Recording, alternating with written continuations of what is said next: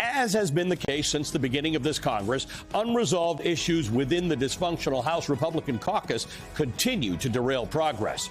During a conference-wide call yesterday afternoon, the new Speaker, Mike Johnson, unveiled his plan to fund the government, which involves a novel and untested approach called a laddered continuing resolution, or CR. Under this plan, funding for some services and agencies, such as military, veterans programs, departments of transportation and housing and urban development, among others, will be extended at current levels until the first deadline of January the 19th. Meanwhile, funding will be extended until February 2nd, a couple weeks later, for the rest of the government, including for the Departments of State, Justice, and Health and Human Services. Now, this will be a so-called clean bill.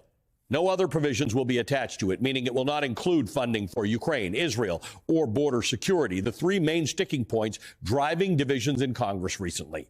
But it didn't take long for Republicans to once again come out against their own party's proposal. Just minutes after Johnson announced the laddered CR, at at least three House Republicans announced their opposition to the bill. Georgia Representative Marjorie Taylor Greene said she will be voting no on this clean continuing resolution. Warren Davidson, Republican of Ohio, also said he'll be voting against it, adding, quote, disappointing is as polite as I can muster. And the Texas Congressman Chip Roy posted on X, quote, my opposition to the clean CR just announced by the Speaker to the House GOP cannot be overstated, end quote. Now, Roy is against the plan because it doesn't include spending cuts, which is one of the sticking points for Republican hardliners. With three Republicans already opposing it, it leaves open the possibility that Mike Johnson, the Republican Speaker, is going to need Democrats' help to pass this bill, which has been the case with the previous debacles in Congress this year. But it's unclear if Democrats are going to be willing to help them out again this time, since Democrats in both chambers of Congress reportedly really dislike this idea. The White House is against it as well, calling it an unserious proposal and, quote, a recipe for more Republican chaos and more shutdowns, end quote. But even if Republicans do manage to pass some kind of stopgap measure in the next 5 days to avoid a shutdown, there's still cause for concern. Over the past 2 weeks, House Republican leadership has canceled votes on three separate appropriations bills that they've been working on because of different factions of their party that have failed to come to an agreement on a number of issues. The ongoing rift prompted one Republican lawmaker to remark, quote, we are ungovernable, end quote. But that actually wasn't my favorite comment. My favorite one was Texas Congressman Troy Nehls, who said, quote, I don't think the Lord Jesus himself could manage this group. Joining me now, the Lord Jesus was not available. He's busy this morning.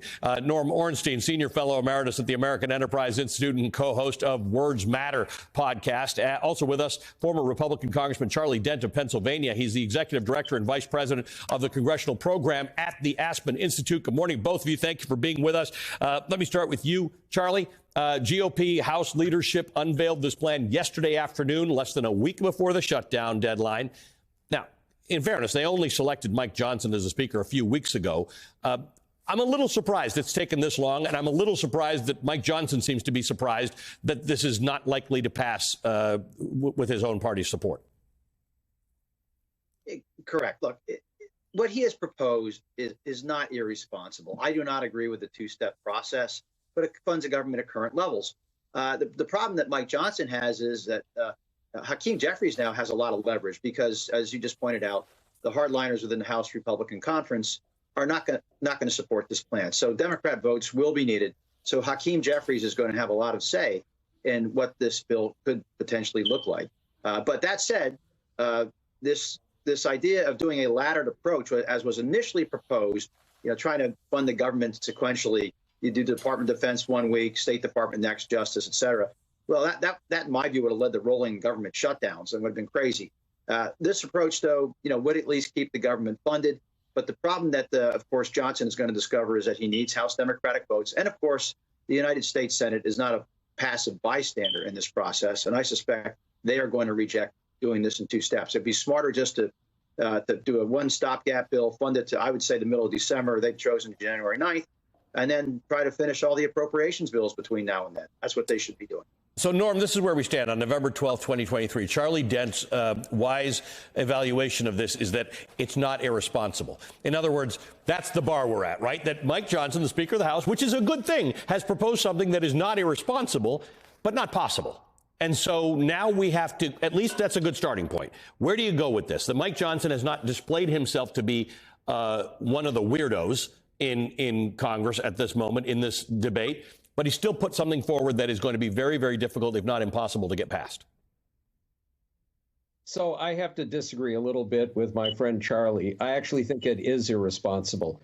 It's trying to carve out some areas of appropriations like defense that they want to fund fully and even add more money and separate it out from the other agencies and programs like Health and Human Services that they'd like to cut deeply. They want to try and use that leverage. This is a proposal that came from the House Freedom Caucus, so that tells you something about where they are. But it's also the case that novice Mike Johnson, who really doesn't have much leadership experience at all, is still trying to do what previous Republican leaders and wannabes for Speaker have tried to do, which is to do everything they can with their own caucus alone. And what we've seen is that they are ungovernable. And I have to say, Ali, that I agree with Troy Niels in one sense. If Jesus came back and wanted to be the Speaker of the House, the Republicans would vote him down because of his positions on poor people and on helping out the rest and the least of us in society. Yeah, well, nobody seems to be able to get enough votes to survive as Speaker. And I guess the point, Charlie, is that Mike Johnson did. And weirdly, we're finding out, as we learn more about him, because when he won that nomination, he was an unknown name to most people, to most of our viewers, to most Americans. He was not a guy who anybody knew. Turns out he's got deep connections to the right wing of his party that are a little bit troublesome to the very moderates who are having problems with this in the beginning. You and I have had this conversation several times, Charlie. The moderates are the ones who are stuck again. They're also the ones who have some leverage in this. What do they do? What should they do, in your opinion? Well, if I were the more pragmatic members of the conference, I'd say, look, let's scrap the two-step approach. Let's just do one continuing resolution and then finish the appropriations bills. And I would recommend doing it, by the middle of December, finishing it all by then. Now, it's not crazy to take it out to January 9th, but I'd rather get it done before the holidays. You need that deadline pressure to make it happen. So that's what I would advise. Now, I also just wanted to say one thing to answer what Norm said. As I understand the proposal, they have not separated defense from some of the non-defense bills. The first tranche would deal with military construction projects, the VA, and energy and water projects, 2 of the 12 bills. The second tranche would deal with the Department of Defense and the Labor, Health, Human Services, and all the other 10 bills. So they haven't really separated that out. I would agree with Norm that I would never separate defense and non-defense bills. You have to stick them together. That would be the right thing to do. But I don't think Johnson has separated them at this point, at least not in an irresponsible way. But right now, the moderates and the pragmatic members really do need, to weigh in and tell them they have votes. They're voting for the bill. The hardliners are not. And this has been the problem of the House Republican Conference for a long time. The leaders have taken advice and input from the guys who are voting against the bills. Yes. The way it's supposed to work, and Norm knows this better than anybody, the people who are voting for the bills get to determine the content of the bills, what goes in, not the people voting against. And that's why the House GOP conference has been so dysfunctional for so many years, is because of this dynamic where a small rump minority is trying to tell everybody else what should go into the bills that they're voting against. Yes, that Norm is the interesting part. That's what has stymied everybody at every step, including getting the Speaker nomination, right? You seem to be deciding, all right, we have this influential small group of hardliners on the right of the party whom we'll need to satisfy, but nothing actually seems to satisfy them. That's the problem, right? So why not try and satisfy another group where you can get Democratic support? But is Mike Johnson going to be the guy to figure that out? And by the way, when Kevin McCarthy figured it out for a few minutes, it spelled the end of his speakership. That's, of course, the great dilemma that we have is that you could have responsible governance if you move to do something with a bipartisan majority. We had that with the spending levels that the House agreed to on the debt ceiling. What they're doing now and what they've been doing since that point is trying to obviate the levels that they agreed to so that they can get these deep spending cuts. And if we had a few courageous pragmatists in the House, if we had some Charlie Dents, and we really don't, then they could go to either Mike Johnson or Hakeem Jeffries and say, all right, let's work this out. But they're still trying to do it with their caucus alone. And as Charlie said, and it's absolutely right, the lunatic fringe is dominating this process.